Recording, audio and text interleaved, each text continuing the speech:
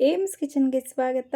ಇವಾಗ ಮಾವಿನಕಾಯಿ ಸೀಸನ್ ಆಗಿರೋದ್ರಿಂದ ಮಾವಿನಕಾಯಿ ಚಿತ್ರಾನ್ನ ಮಾಡ್ತಾ ಇದ್ದೀನಿ. ಸೀಸನ್ ಮುಗಿಯೋದಷ್ಟೊತ್ತಿಗೆ ನೀವು ಕೂಡ ಮಾಡಿಕೊಂಡು ತಿನ್ಕೊಳ್ಳಿ. ಬನ್ನಿ ಅದನ್ನು ಯಾವ ರೀತಿ ಮಾಡೋದು ಅಂತ ನೋಡೋಣ. ಮೊದಲಿಗೆ ನಾನಿಲ್ಲಿ ಮಾವಿನಕಾಯಿನ ತುರಿದು ತಗೊಂಡಿದ್ದೀನಿ.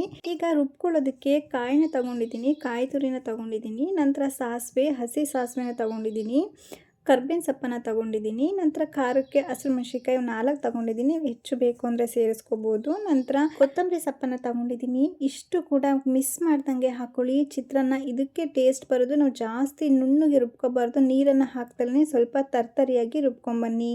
ನಂತರ ಇವಾಗ ಒಗ್ಗರಣೆಗೆ ಎಣ್ಣೆ ಮತ್ತು ಎಣ್ಣೆ ಕಾದ ನಂತರ ಸಾಸಿವೆ ಹಾಕಿದ್ದೀನಿ. ನಂತರ ಕಡಲೆ ಬೀಜವನ್ನು ಸೇರಿಸಿದ್ದೀನಿ.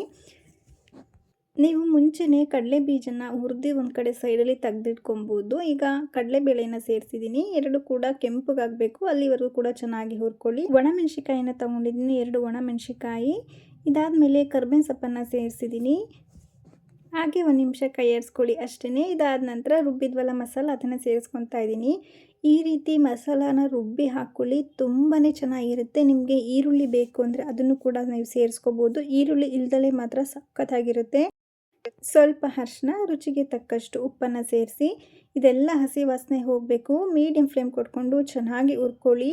ಕಾಯಿಂದ ವಾಸನೆ ಸ್ವಲ್ಪ ಹೋಗಬೇಕು. ಅದಾದ ನಂತರ ಮಾವಿನಕಾಯಿನ ಸೇರಿಸ್ಕೊತಾ ಇದ್ದೀನಿ. ತುರಿದಿರೋ ಮಾವಿನಕಾಯಿ ತುಂಬ ಚೆನ್ನಾಗಿರುತ್ತೆ. ನಾಲ್ಗೆಗಂತೂ ಉಪ್ಪು ಖಾರ ಹುಳಿ ತುಂಬ ಟೇಸ್ಟ್ ಸಖತ್ತಾಗಿ ಕೊಡುತ್ತೆ. ನೀವು ಕೂಡ ಸೀಸನ್ ಮುಗಿಯೋಳಗೆ ಒಮ್ಮೆ ಇದನ್ನು ಟ್ರೈ ಮಾಡಿ ನೋಡಿ. ಮಾವಿನಕಾಯಿ ತುರಿದಿರೋದ್ರಿಂದ ಬೇಗ ಬೆಂದೋಗುತ್ತೆ. ಒಂದು 5 ನಿಮಿಷ ಹಾಗೆಯೇ ಬೇಯಿಸ್ಕೊಳ್ಳಿ ಅಷ್ಟೇ, ತುಂಬ ಚೆನ್ನಾಗಿರುತ್ತೆ. ಮತ್ತು ನಾನಿಲ್ಲಿ ಸ್ವಲ್ಪ ಉಪ್ಪನ್ನು ಸೇರಿಸ್ಕೊಂಡು ಮಿಕ್ಸ್ ಮಾಡ್ಕೊತಾ ಇದ್ದೀನಿ.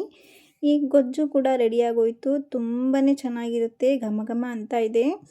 ಇವಾಗ ಸ್ವಲ್ಪ ಗೊಜ್ಜನ್ನು ಸೈಡಿಗೆ ತೆಗೆದಿಟ್ಟು ನಾನು ಅನ್ನವನ್ನು ಸೇರಿಸ್ತಾ ಇದ್ದೀನಿ.